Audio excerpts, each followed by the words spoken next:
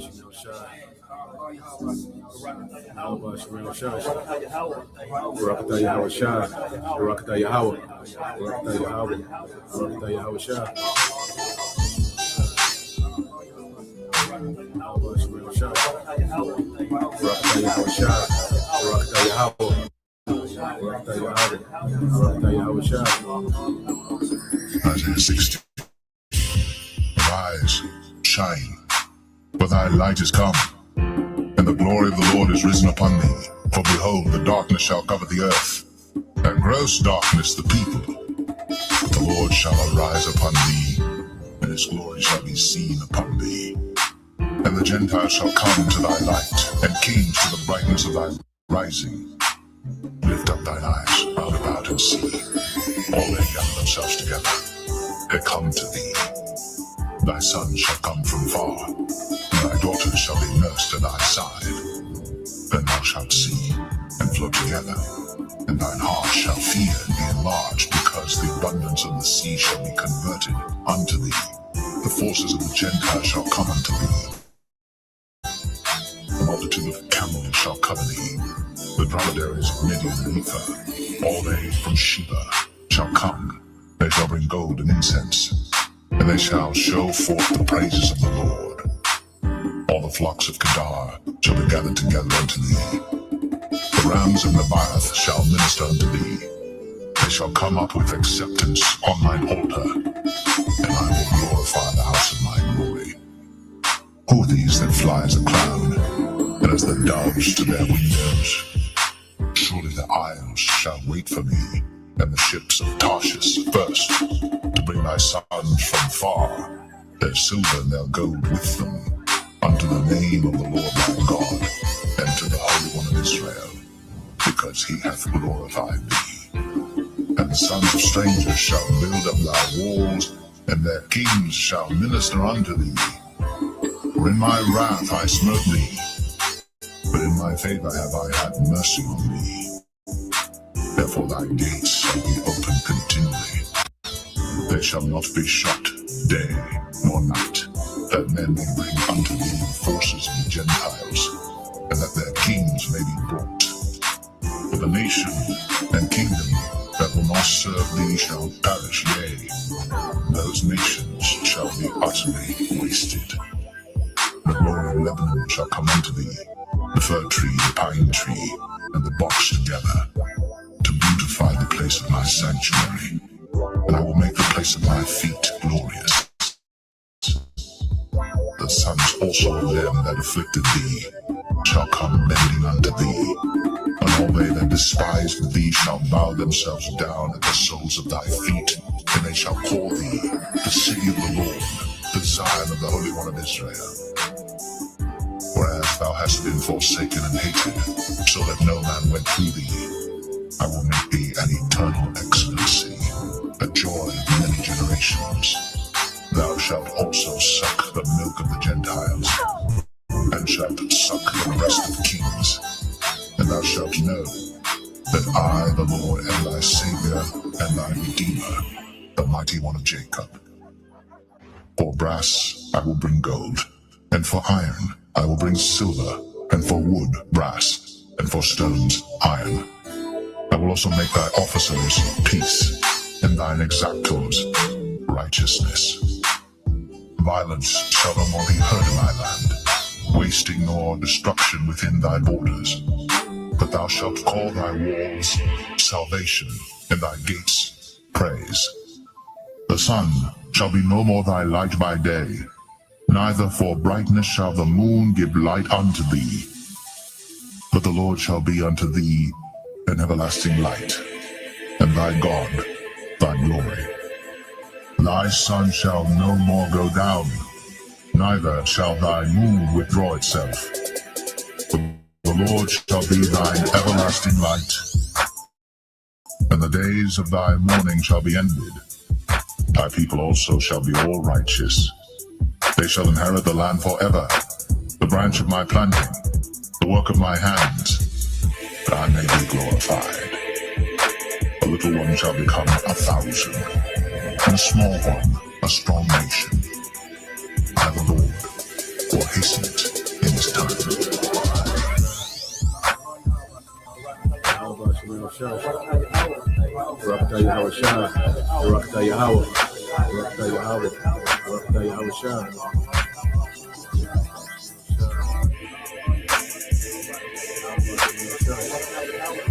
Barakatah Yahweh Shah. Barakatah Yahweh. Barakatah Yahweh. Barakatah Yahweh Shah.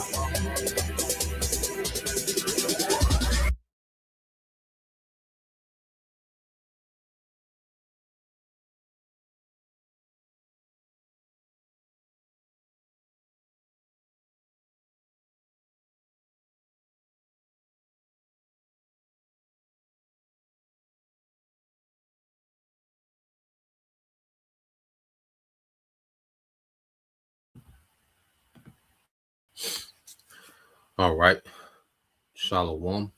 First and foremost, I would like to give all praise and glory unto Yahweh, Bahashem, Yahweh Shah, Bahashem Rakakwadash, and double honors unto the apostles and the elders of GMS who rule well, teach well, being great examples to his younger brothers. And peace and blessing and salutations to the hopeful lake out there pushing his word and truth and then sincerity across the four winds in the name of Yahweh Bahashem, Yahweh Shah, pushing to get up out of here. Shalom to the hopeful lake, the believers, the listeners who have came back to the obedience of the scriptures through faith in Yahweh Bashim Al Shai. All right. And what I want to get into today, this morning news and prophecy. All right. Desperation starts wars. Okay. And what we have to understand, all right, that all these nations are marching to the tune of prophecy.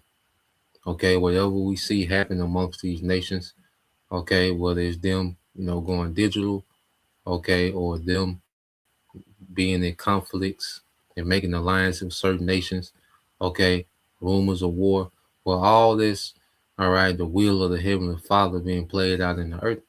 Okay, now the latest situation, I don't know if you brothers and sisters have seen, that there's a major protest in Iran. Okay, so what we want to do is link these things to how war starts. Okay, how war starts, because for a while Iran has been playing it, conservative, because they want to participate in this new system that's rolling out. Okay. And what the West is doing, America and these small hats, they're making it hard, for Iran, all right, to be conservative, and it's the spirit of the Lord, all right, that's making, okay, these nations have no option but to fulfill the will. Okay. So we're gonna get to some pre-sales. Got a few videos. This one might be a little lengthy, but just want to explain what's happening and how these things lead to war. How this is a step closer to actual war. Okay, because the Most High is cutting off the ring, and these nations have one option, and that's to fulfill prophecy, man. Okay, so let's get some precepts. Okay, and this is just the Lord showing that He is. We see these things. All right, this is our power. Constantly showing, okay, that He is. Because when you go to Isaiah 46, okay, and let's see, Isaiah 46 and 9. All right, this is the book of Isaiah chapter 46 and 9. It said, remember the former things of old, for I am the Most High, and there is none else. I am the Most High, and there is none like me. Okay, so Yahweh Bashim Al Shai, He separates Himself, okay, from, these false gods, these idols, okay, that the heathens, have always worshipped. Well, He separates Himself through prophecy, man. And that's why He causes the prophets, of His chosen people to proclaim His prophecies in the earth. All right, in His name, in the name of Yahweh, through the Son of His name, Yahweh Shai. So as these things are happening, all right, the glory goes to our power, which spoke these things, all right, to be, you know. So when you go to verse 10, it said, declaring the end from the beginning and from ancient times, the things that are not yet done, saying, my counsel shall stand and I will do all my pleasure. Okay, so what we're seeing is the Lord perform His pleasure in the earth.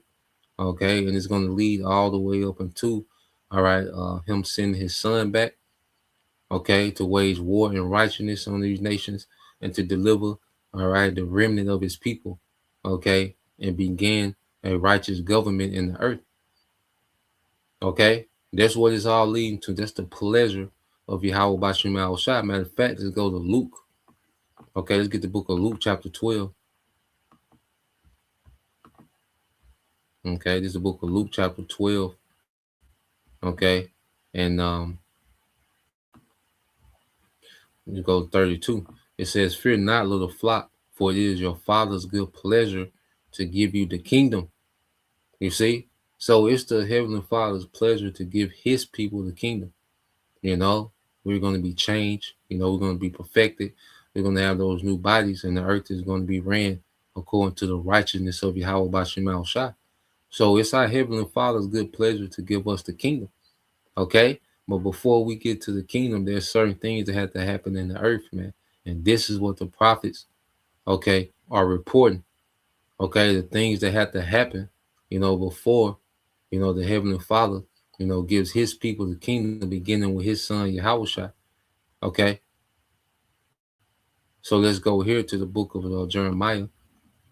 You know, it's Jeremiah 51. Okay, it's the book of Jeremiah, chapter 51, and verse 46. It says, "And least your heart faint, and you hear, all right, and ye fear for the rumor that shall be heard in the land, a rumor that shall both come 1 year, and after that in another year shall come a rumor, and violence in the land, ruler against ruler." Okay, so right now we're hearing rumors of wars, which are these circulating stories. Okay, if you go into a rumor, okay, you go into the word rumor, it goes into a circulating story, man.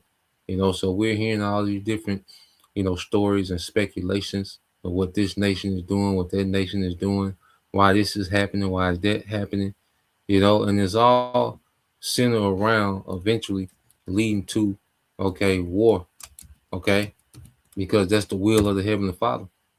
You see, the will of the Heavenly Father is war, okay, and these nations are going to get ready to cancel each other out, man. Okay, so let's go. Let's go here. Let's just get this word real quick, and then we'll come back to the precepts. But you get this word rumor, okay? Because we've been hearing these rumors for a long time. Okay, it says a rumor says a currently circulating story or report of uncertain or doubtful truth. So a rumor is a circulating story, okay, of uncertain report. Hearsay, the word on the street. You know, so you have certain things that are true and it's happening. Certain things are just, gossip and hearsay. Okay. But eventually it's going to lead to all out war. See, when this war goes hot, when these nations really lock up, okay, it ain't going to be no rumors then. They're going to lock up. Okay. And with the power that these nations got today, they're going to shake the earth, man. You see? So we're just we're just hearing all these rumors, and we make sense of it all by filtering it through prophecy, as we follow these things. But ultimately, we know that eventually it's going to lead into actual war. Okay, it's not going to be a rumor or a circulating story forever. It's going to be actual war. Okay, so let's go back real quick. And that's a spirit because when the beloved brothers from Orlando was here, um, we went into, we was talking about how we just talked about how Iran need to tighten up, man. And the Lord making it to where, hey, they ain't got no choice. You know, they and it's something that they just, declared war on the West, supposedly. All right, that Iran president declared war, okay, on the West, Europe, okay, America, and the small hats, okay, and then what do you have about a week later?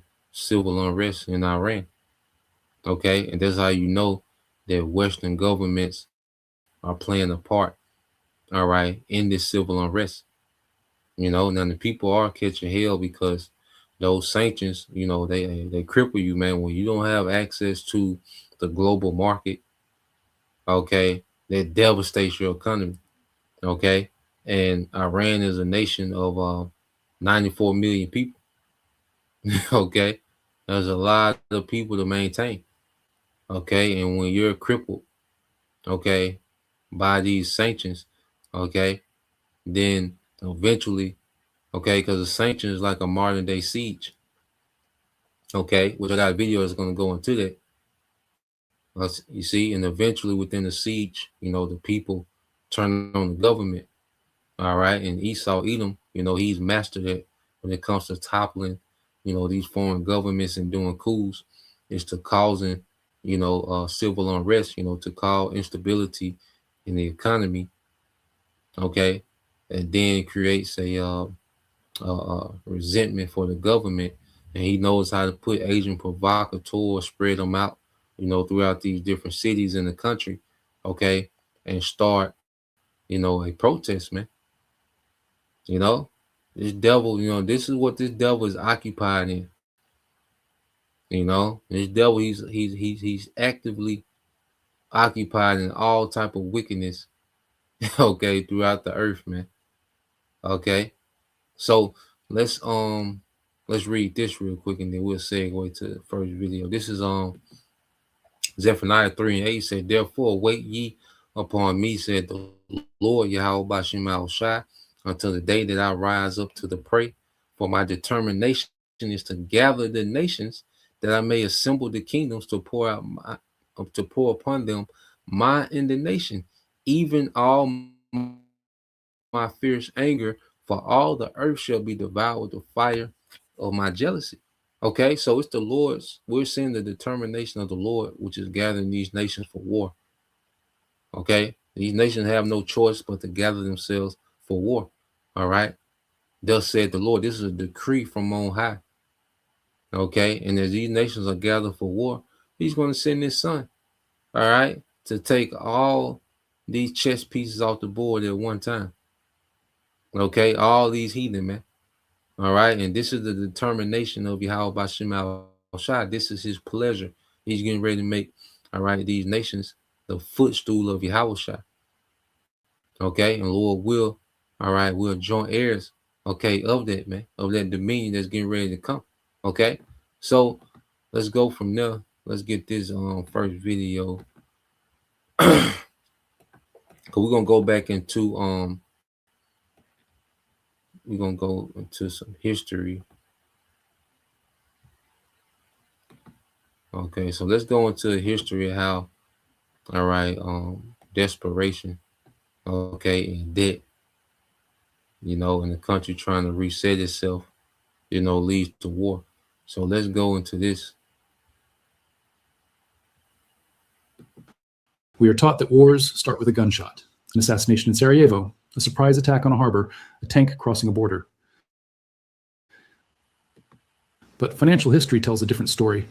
It tells us that the gunshot is merely the final act of a tragedy that was written years earlier in the ledgers of central banks and the balance sheets of failing empires. War, in its truest sense, does not begin on the battlefield. It begins when the money stops working. It begins when a nation US debt becomes so crushing that the only way to erase it is to destroy the creditor. It begins when the global trade system fractures and it becomes cheaper to seize resources by force than to buy them on the open market. It begins when the illusion of prosperity collapses and leaders need a common enemy to save themselves from their own angry citizens. We are standing on the precipice of such a moment. The year is approaching 2026. The global economy is sitting on a $300 trillion debt bomb. The United States is borrowing $1 trillion every 100 days just to keep the lights on. China is facing a deflationary. America is borrowing 100.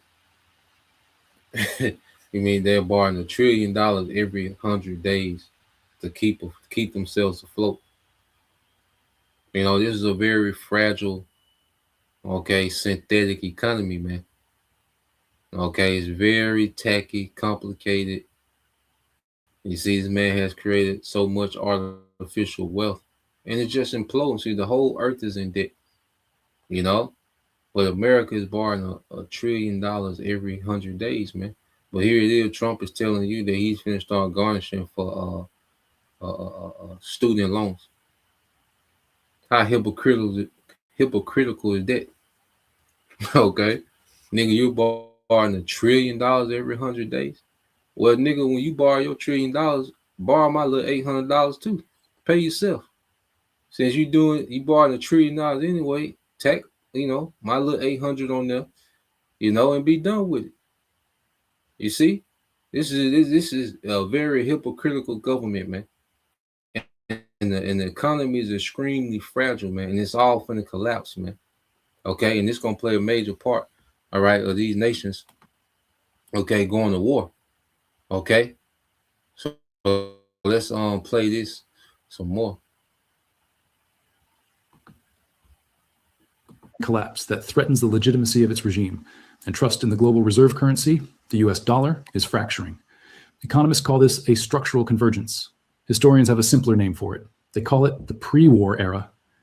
In 1914, the global financial system broke and the world went to war. In 1939, the trade system broke and the world went to war.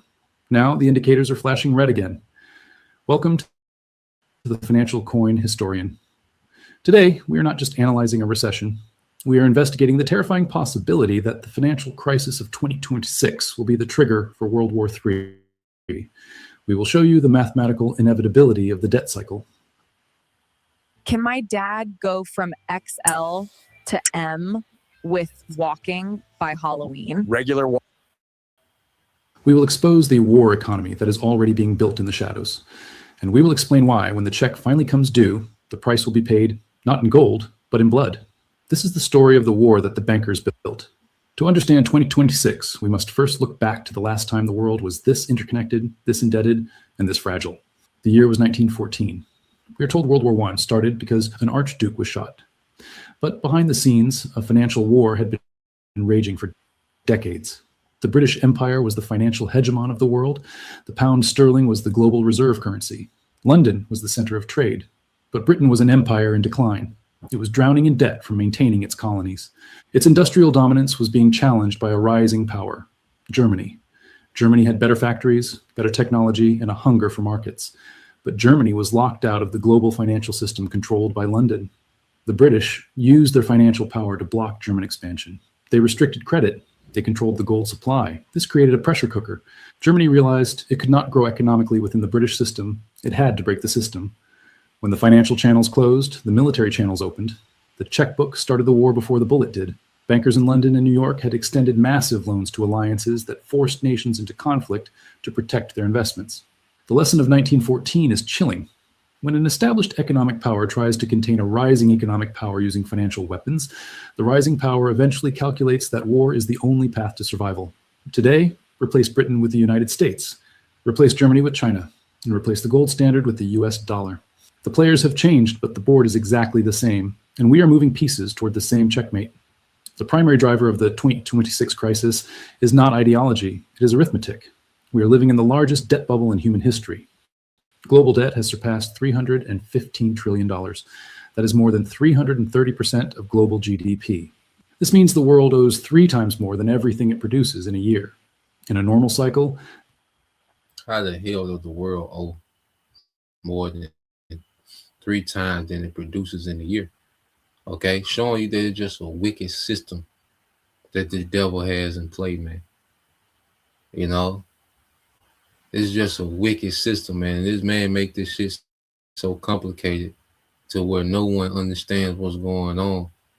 Okay, but just to sum it up, man, how the hell, is the whole earth in debt? All right, and who do they owe? The elite. You see, so the earth owes the elite, all right, more than 3 times what it can produce, man. Okay, because it's a system that keeps you forever in debt. All right, because his banking doctrine is to keep people in debt, keep people saturated in interest, man, to the point that the earth owes more than 3 times of what it can produce, man. And who do they owe? The elite bankers, man. That's wicked. Okay, what's that in brother can post that in Sirach 10 8.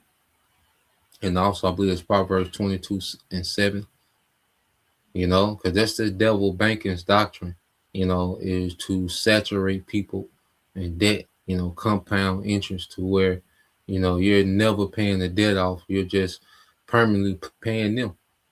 Because the goal is not to pay the debt off. The goal is to be indebted to them forever. Okay? Well, see, these things are imploding. All right? And you can't run a system like that for forever, man, a debt-based system. You see? And these countries are now getting to the point of desperation. Okay? To where they just going to go to war with the system, man. Okay? This is Sirach 10:8 said, because of unrighteous dealings, this is the brother of Mark Cabal. Okay? It says, because of unrighteous dealings, injuries, and riches got by deceit, the kingdom is translated from one people to another. So as debt is going to play a major factor in these nations going to war. All right. In the midst of this third war, it's going to be when the kingdom is translated from one people to another. Okay. It's going to be translated to Israelites, man, under Yahweh Shai. Okay. It's going to be changed from Esau unto Jacob. Okay. So let's play this some more, man.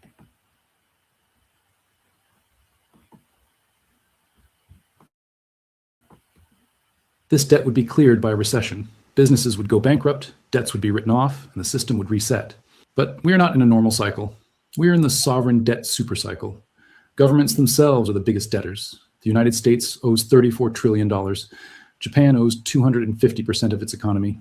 Europe is leveraged to the hilt. And here's the trap. Governments cannot go bankrupt in the traditional sense. When a government cannot pay its bills, it has only three choices. 1, austerity, cut spending, starve the people, and risk revolution. 2, default, refuse to pay, crash the global banking system, and lose all credibility. 3, inflation and war. History shows that option 3 is almost always the choice. Why war? Because war justifies everything. War justifies printing unlimited money. War justifies controlling the population. War justifies defaulting on debts owed to the enemy. If the United States owes trillions to China and suddenly they are at war, that debt is canceled. It is the ultimate financial reset button. By 2026, a massive wall of sovereign and corporate debt is set to mature. Trillions of dollars of loans will need to be refinanced at much higher interest rates. The math says it cannot be done. The system will face a liquidity crisis that makes 2008 look like a hiccup. And when faced with financial collapse, leaders throughout history have found that a foreign enemy is the best distraction from domestic ruin. The conflict has already begun. It is just not being fought with missiles yet. It is being fought with SWIFT codes and dollar clearing systems. For decades, the US dollar was a neutral utility, like the internet or the oceans. Everyone used it because it was convenient and safe. But in recent years, the United States has weaponized the dollar. By freezing the central bank reserves of Russia in 2022, Washington sent a message to the entire world. Your money is safe until we decide it isn't. This was the financial equivalent of a nuclear strike. It shattered the trust that held the global financial system together. Nations like China, Saudi Arabia, Brazil, and India looked at that event and realized a terrifying truth. If they cross the United States, their entire national savings can be deleted with a keystroke. This has triggered a race for financial sovereignty. China is aggressively building the CIPS payment system to bypass the dollar. Russia is trading oil in rubles and yuan. The BRICS nations are hoarding gold at a rate not seen since the Second World War. They are building a sanction-proof economy. But here's the danger. Sanctions are a form of siege warfare. In history, a siege is considered an act of war. When you cut a nation off from money, you cut them off from food, medicine, and technology. You back them into a corner. A nation that is slowly suffocating economically has nothing to lose. Japan in 1941 was cut off from oil and steel by American sanctions. They calculated that their economy would collapse within months if they didn't act. So they attacked Pearl Harbor. They didn't attack because they thought they could win a long war. They attacked because the financial stranglehold gave them no choice. As we approach 2026, the tightening of financial sanctions on rival powers creates the exact same dynamic. We are squeezing them until they lash out. While the US struggles with debt, China is struggling with something arguably worse, stagnation. The Chinese economic miracle was built on real estate and exports. That model is dead. Their property market has imploded. Their population is shrinking faster than any nation in history. Youth unemployment is soaring. This creates a dangerous window of opportunity. Political scientists call it the peaking power trap. When a rising power realizes its growth has peaked, that it will never be stronger than it is right now, it becomes aggressive. It feels the urge to lock in gains before the decline sets in. China sees the US attempting to encircle it with alliances and technology bans. It sees its own internal economy slowing down. The Communist Party's legitimacy rests on economic growth. If growth stops, the only pillar of legitimacy left is nationalism. Taking Taiwan is not just a territorial ambition. It is a way to unite a fractured nation and seize control of the world's most critical resource, microchips. 2026 is cited by many military analysts, including former US commanders, as a potential window for this conflict. Why? Because by 2026, the US military modernization programs will not be fully ready, while China's naval buildup will be at its peak. It is a convergence of military readiness and economic desperation. If China's internal debt crisis triggers a collapse in 2026, the party may decide that a war is preferable to a revolution at home. We often think of finance as numbers on a screen, but finance is really a claim on real things: energy, food, metals. When the financial system breaks, those claims become worthless. You cannot eat a digital dollar. You cannot fuel a tank with a Bitcoin. The 2026 crisis will likely be a crisis of real assets. We are entering an era of resource scarcity. Oil production is plateauing. Critical minerals for the green transition, lithium, cobalt, copper, are in short supply. In a functioning global economy, nations trade for these resources. I give you dollars, you give me oil. But what happens when the trust in the currency breaks? If the dollar collapses or is rejected by the East, the US cannot simply print money to buy oil. It has to produce something valuable, or it has to take it. Historically, when trade breaks down, war takes its place. If China cannot buy energy with its yuan because no one trusts it, or if the US cannot buy electronics because its supply chains are severed, the logic of the market is replaced by the logic of the sword. We are seeing the formation of two distinct trading blocs: the West, US, Europe, Japan, and the East, China, Russia, Iran. These blocs are decoupling. They are building separate supply chains, separate internets, separate financial systems. This is the economic preparation for war. It is the building of the fortress walls before the siege begins. So why 2026 specifically? So what we're seeing is these countries, put themselves, they're making preparations economically, because you don't just go to war and you don't have established, economy for war. Okay? Because everything changes in war. When you actually go to war, okay, you're not getting a 2-day prime order, okay, from China. Okay? You're a small business, you're not getting those supplies that you get imported in. Everything is different now. Okay? And everything is prioritized towards war. So this is why you see these nations securing up resources. Because what does it take to fuel a military? It takes, all right, food and oil. Okay? And raw materials, man, to manufacture weapons. All right, weapons repairs, tank repairs, whatever it takes, raw resources. Okay, so what you're seeing these nations are doing are establishing, all right, a bartering system to where they can still trade amongst each other, okay, in the war. Okay, because you need trade agreements, trade routes, you got protected trade, you got, so what they're doing now is they're setting themselves up economically, okay, when this war jumps off, man. All right, they're securing supply chains and trust, amongst, their alliances now. Okay, and it's mainly between the East and the West, like he broke it down. In 2026, this is the year, all right, where debts are being called in. Okay, and now it's going to create desperation because inflation going to go crazy, civil unrest, and that's the tool of the West, to devalue, okay, their enemy's currency to cause civil unrest. Okay, so this is what we're seeing happening, man. All these moves are being made. That's why Venezuela, you're wondering why, Venezuela has been the thing, because Venezuela has, a large oil reserve. Okay, and you have the East and the West, all right, Russia and America, they want a stake in their oil reserve, for fuel during war, because you run through a lot of oil, especially with modern warfare. All right, to operate these navies and air forces, you need a lot of oil, man.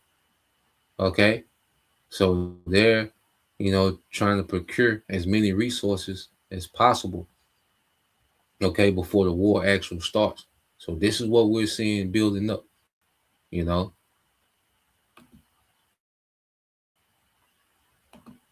Why not 2030? Why not tomorrow? The answer lies in the corporate bond market. During the pandemic years of 2020 and 2021, corporations and governments borrowed trillions of dollars at near zero interest rates. They locked in 5-year loans because money was free. Do the math. 2021 plus 5 years equals 2026.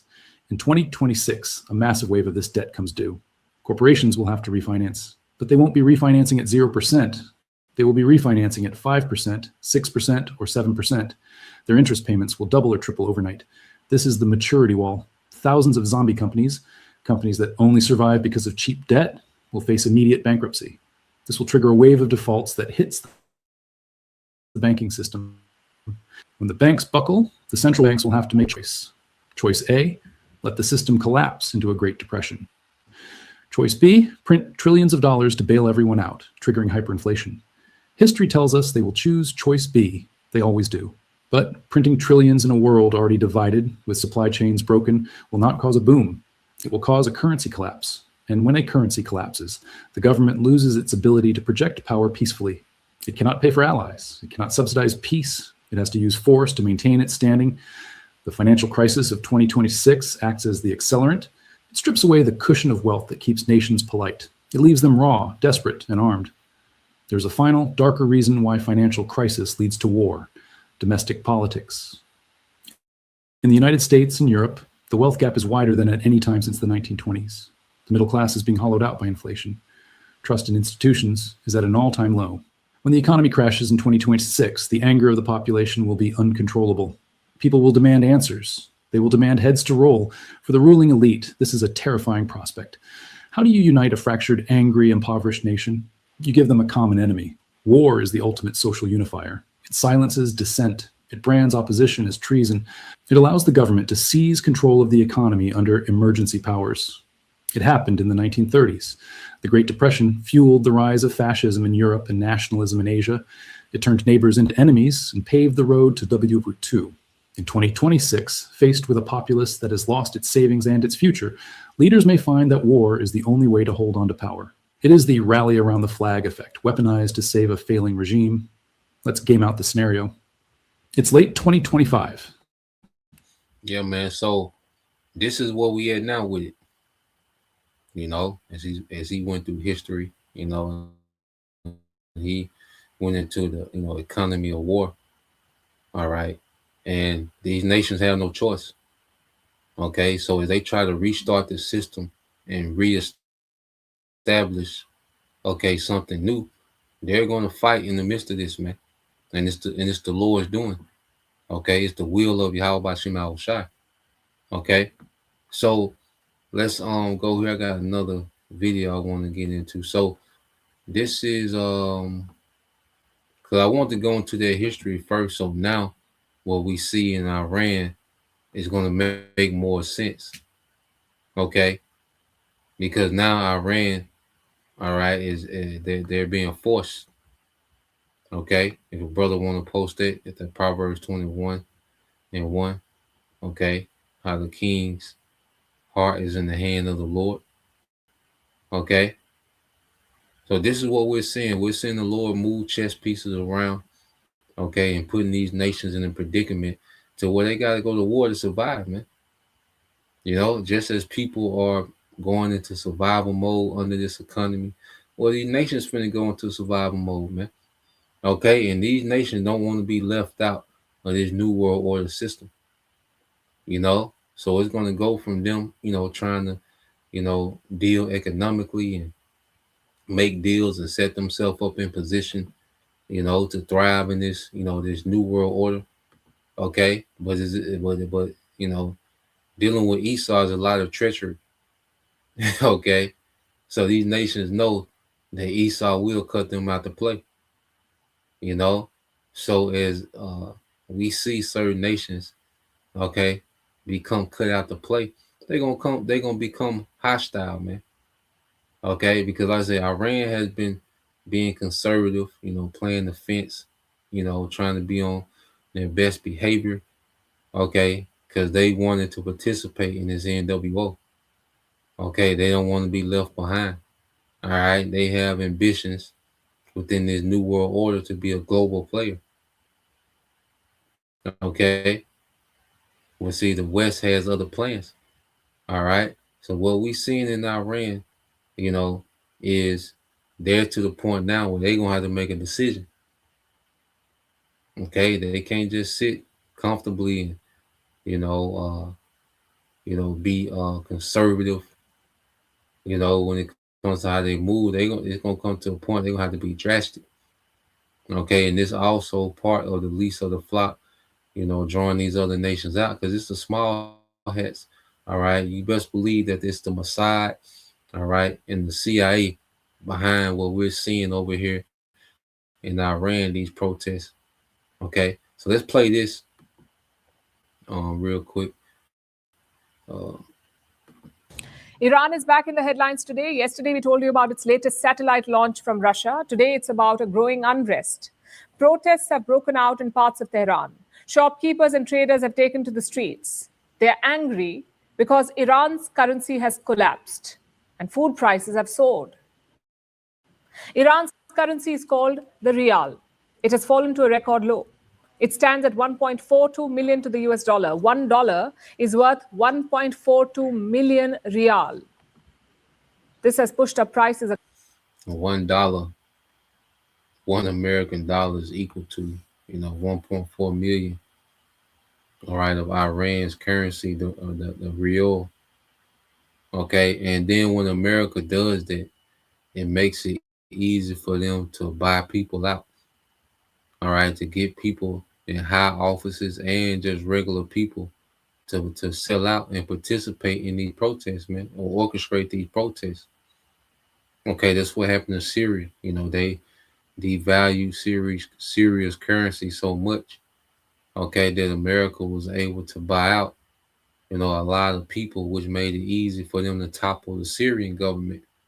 Okay, so they're attempting to do the same thing in Iran. Now, the big thing with Iran is Iran itself has a lot of military might, okay, to just, fall like a Syria. No, that's not going to happen.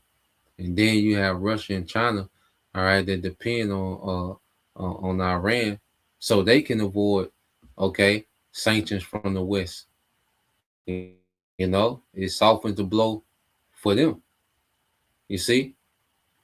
So that's a part of the games that this devil play, man. Okay? Across the board, basic goods have become unaffordable. The government says it is listening, but the pressure is deeper than one crisis. Years of sanctions and restricted trade have left the economy fragile, and now that pressure is boiling over. Our next report has more. 2025 has been a year of strain for Iran. From regional conflict and rising tensions with Israel and the U.S. to water shortages and power cuts, pressure has come from every direction for the country. Now that pressure is spilling onto the streets. This week, protests have erupted in parts of Tehran. Shopkeepers and traders have taken to the roads. They are frustrated and angry, not only over politics, but over survival. At the center of it all is Iran's collapsing currency. The rial has fallen to nearly 1.42 million to the US dollar. This is its weakest level ever. Just a year ago, it was trading far stronger. For ordinary Iranians, this fall has had an immediate impact.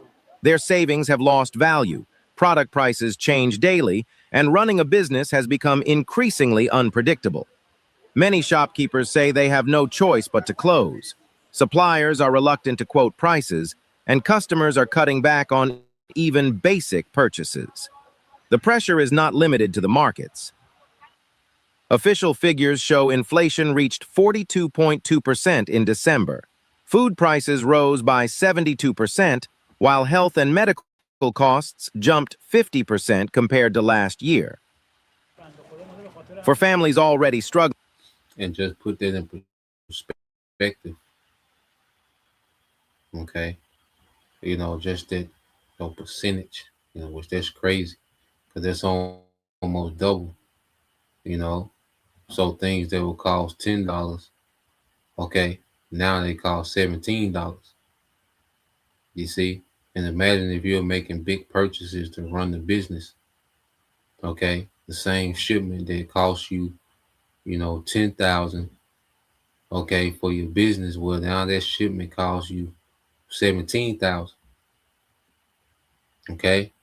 So inflation is crippling. That's immediate, okay, effect, man. Okay, which is causing an outcry. Plus, with these agent provocateurs in the mix, orchestrating these protests and orchestrating a resistance. Okay, now we're going to see if it goes to the next level because this is the time when America begins to arm. Okay, the resistance. The Iran resistance group. They'll put a catchy name on it for the news. Okay, and call it the Iranian, resistance. You know, and they just have all type of weapons out of nowhere, and then it'll be, all right, America make it seem like they're going in to be the hero. Okay, which I got another clip where they're already telegraphing that that's what they want to do, man. So this day, 2026, man, hey, week one, okay, and the stage is being set, the tone is being set, man. Okay, so let's play this some more. those numbers translate into hard decisions about what to buy and what to go without. The government says it understands the frustration. The government will listen patiently, even if there are harsh voices, because we believe that our people are patient enough, and when their voices are raised, the pressure that is being put on them is high. President Masoud Pezeshkian has acknowledged public anger. In a post on X, he has promised to address what he called the legitimate demands of the people. Parliamentary leaders have also promised action to protect purchasing power. People's concerns and protests regarding livelihood problems must be responded to with full responsibility and dialogue, especially with representatives of guilds, and taking necessary measures focused on increasing people's purchasing power and reforming the economic decision-making process must be placed on the agenda of executive officials. But for many Iranians, the crisis feels deeper than any single policy decision. Years of sanctions have limited trade and access to foreign currency. Oil exports remain constrained, investment has slowed, and confidence in the economy has steadily eroded. What is unfolding now is not sudden. It is the result of pressures that have been building quietly, year after year. In 2022 and 2023, nationwide protests had erupted, exposing the deep political and social fault lines. Those demonstrations were met with force, but the pressures behind them never disappeared. And today, those strains are resurfacing, pushing people to the streets. As 2025 winds up, Iran faces a familiar question. How long can daily life continue under this kind of strain? Want the facts? Yeah, man. So the pressure, is being put on Iran, all right, which is not going to be on Iran by itself. It's going to be on Russia and China because Iran can't implode, and fall to the West, okay, because they want regime change, okay. So Iran, all right, so like where this need to come from, okay, Iran can't implode and fall to the West, okay, because China and Russia are dependent on Iran, okay, to power their economy, okay. So let's go here. And I'm gonna get this too. Let's get this precept real quick. This is brother Israelite, Israelite United one last time. Proverbs 21:1, it said, the king's heart is in the hand of the Lord. As the rivers of water, he turneth it whithersoever he will. You know, so it's the Lord that's playing on the minds of these leaders, okay, and putting these leaders in a position to where they only have one option, man, and that's to fulfill prophecy, okay. You know, the brother got verse 2. You see, it says, this is brother beyond Yasha Allah 144, Proverbs 21:2. Every way of a man is right in his own eyes, but the Lord pondereth the hearts. Okay, Yahweh Shema Shah pondereth the hearts. You see, which is the mind. And see, the Lord is putting these nations in a position to where, you know, their decision in their mind is the right thing to do in their situation. You know, so he's putting their backs against the wall to where they got to fight their way out. You know, because Iran can't keep going on like this, man. Okay, a lot of these nations can't keep going the way that they're going. They're gonna have to make a drastic change. Okay, and we know the West, you know, hypes up, you know, the protests. You know, so we gotta factor that in too. All right, they exaggerate, but we do know, okay, that their currency, that the Iranian currency is dropping.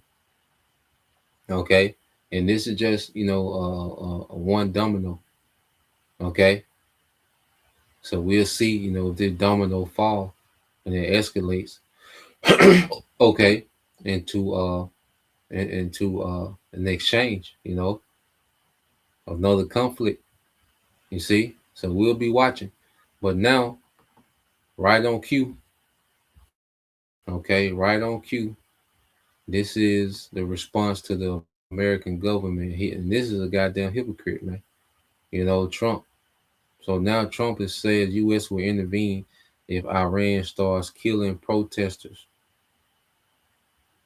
Okay, this is a all right. This is American. This is a sovereign government telling another sovereign government how to treat its protesters.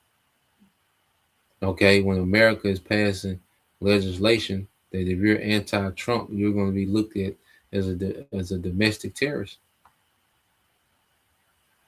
Okay, so this is very hypocritical, man. And America don't give a damn about no Iranian protesters, man. All right, because you still have dumb, stupid, simple people. If a brother can post it, I believe that's Proverbs 14:12. How to simple believe every word, and you still gonna have dumb, stupid Americans saying, you know, believing that, all right, America has some type of moral high ground, and they're all about defending, you know, the helpless, man. When America is the most tyrannical government on the earth. Okay, they just mask it with giving you people endless bread and circus, all right, and convenience.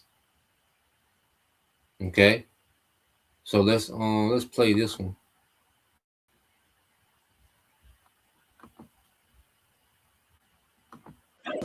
Our top story at this hour is coming in from Iran, where protests in the country have taken a new turn. It is no longer just about Tehran.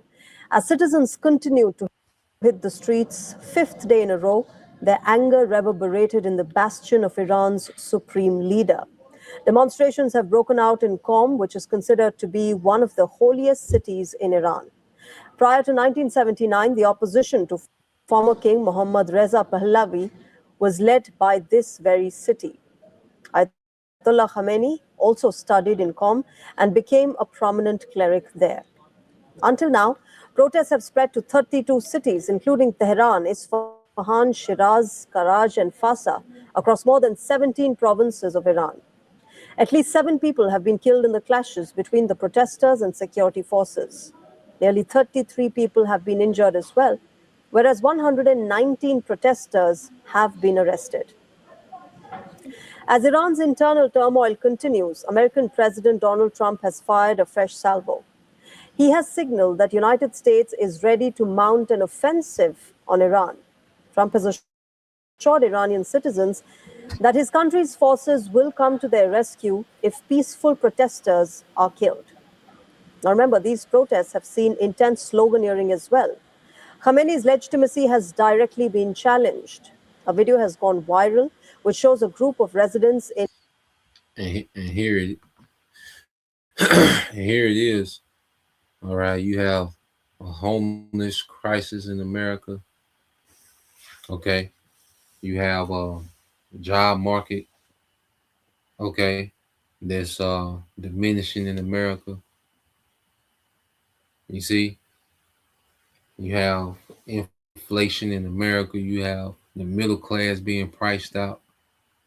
Okay, more poison, in the food.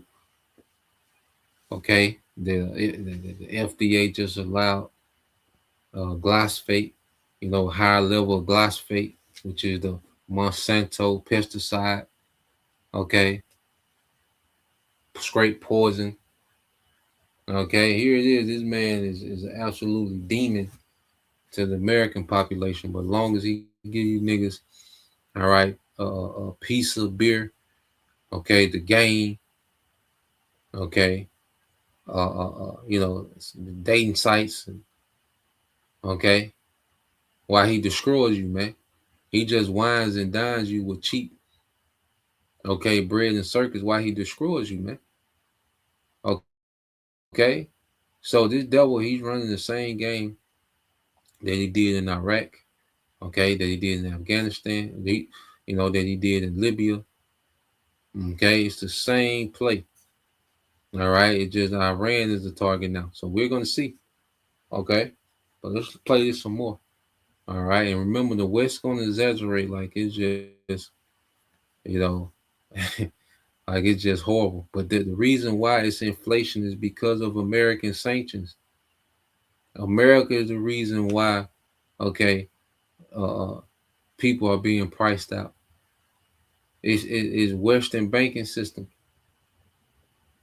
okay, because they want to weaken Iran, okay, because Iran represents a resistance to the West in their region, okay, but they push it as if they're these liberators, like their whole thing is to liberate Iran from the tyrannical regime. Okay, and America just wants to bring liberty and modernization and equality and liberty, transcend the traditional ways. Okay, so this is what we're seeing, man. This is interesting. We're gonna see how it play out. So let's play this some more. in Hamadan city chanting death to the dictator. Protesters have also called for the return of the former king's son, Reza Pahlavi, who is in exile. Another video has emerged from Hamadan in which protesters' anger is on full display. They are seen beating a security personnel. The Iranian government, meanwhile, has tried to mollify the protesters. It initially called for dialogue and replaced the central bank governor. However, Iranian President Masoud Pezeshkian has predictably claimed a foreign hand in these protests. In a recent speech, he asserted that Iran is engaged in a full-scale war. He also blamed enemies of Iran for seeking internal chaos through economic pressure. We are engaged in a full-scale war. Right now, the enemy has placed most of its hopes on knocking us down through economic pressure. You cannot conquer a nation with bombs, fighter jets, or missiles. To defeat us, they would have to come and face us on the ground. And he's talking directly to America. All right, in the small hat. He's talking to the West. Telling them that they're gonna have to come get on the ground. You see?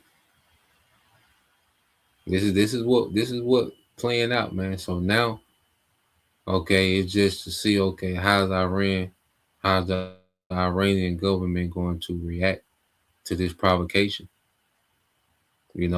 Because they don't have, they don't have too many cards in their hand. Okay, then see how Russia and China react to this. Okay, because it doesn't go well for them for Iran to be destabilized by the West. Okay, so we're gonna see. Remember, Iran's protests come in the wake of currency collapse. Now, one US dollar is equivalent to 1.42 million Iranian rial. The inflation rate in December soared to 42.2%. In comparison to a year ago, food prices have risen by 72%, and medical items are up by 50%. With no let up in the spate of protests, the question remains whether the Iranian government can salvage this situation. Let's try and get an understanding of what the situation is in Iran. I'm joined by Mr. Fouad Izadi. He's Associate Professor, Faculty of World Studies at the University of Tehran. Mr. Izadi, thank you for joining us and spending the time to talk with us on Beyond. I want to start by... So he's gonna have a different perspective. He's boots on the ground. These Iranian professors. Which I'll be looking up some more. So Lord willing, we'll follow up on the happenings, what's going on with boots on the ground. And get an alternative perspective. You know, but he's gonna come with a alternate perspective of how the West has a part in this, plays a part in this. Because the West will make it seem as if it's just poor economic management by Iran. Okay, but no, man, this is U.S. weaponizing. All right, the West weaponizing the global, market. Okay, to cause economic upheaval. For regime change. Okay, so let's play this. by asking you how you look at this. These are protests that started as an economic concern for the shopkeepers. Now, of course, they've reached one of the strongholds of the supreme leader. Clearly, this is more than just economic concern. There seems to be a lot of pent-up frustration that even the university students are now joining these protests. Yes, I think this is what the Iranian government is trying to do. Separate people who have economic concerns. As you know, Iran has been under an economic warfare by the United States, and this is affecting ordinary citizens. So separating these people, people with genuine economic problems, with organized opposition that is on the payroll of the United States and Israel, is one of the objectives of the Iranian government. As you reported correctly, the slogans that you hear at these riots support the former Shah of Iran. And there, in Tehran, we have about 10 million people, residents. About 200 people showed up. So as you see in your pictures, you have maybe 100 people, 200 people. So what you have, in Tehran, you have 10 million people, but when you look at these protests, there's only 200 people. So you got to factor in too. Now people are catching hell, okay, under these sanctions. You see, but the West blows it out of proportion as if the whole 94 million, population of Tehran want regime change. You see, but they're able to put, these angles and protests to make it seem like it's just tens of thousands of people that's in the uproar. Okay. So out of 10 million people, he's saying only 200, okay, showed up to protest. And it's easy to get, 200 agent provocateurs to show up and protest. Okay. Easy work, man. So the CIA and the Mossad, which the Mossad is the Israeli, the small hat secret service. Okay, and them and the CIA, they do the most wickedness in the planet Earth, man. You know, but so yeah, you always got to factor that into the exaggeration of Western media. Okay, as if you just have 10 million people waiting outside the president of Iran's you know house, waiting on that nigga to come out. Okay, so let's play this. Not a very huge crowd that are present at these protests, riots, in comparison to millions that are concerned about United States deciding to make Iran another Libya. You remember what happened in Libya during the Arab Spring. There were some demonstrations. The United States made sure that these demonstrations were violent by supplying the people with weapons. And then they attacked Libya, and Libya is not in a good shape. And Iranians realize this. So overwhelming majority of people realize Trump is not interested in human rights. Netanyahu is not interested in human rights. They just finished engaging in a genocide in Gaza, killing over 70,000 people.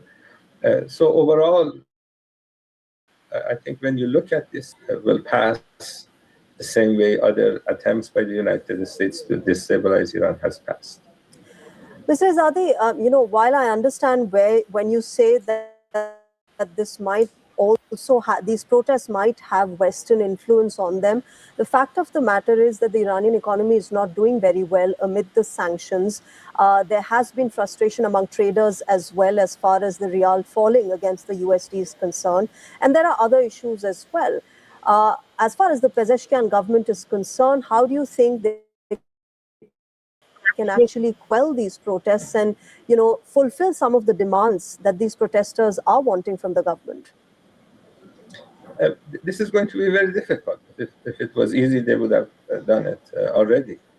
Being in an economic war, a military war with the United States is not an easy task. But remember, say, for example, in India, there are some people who have economic problems.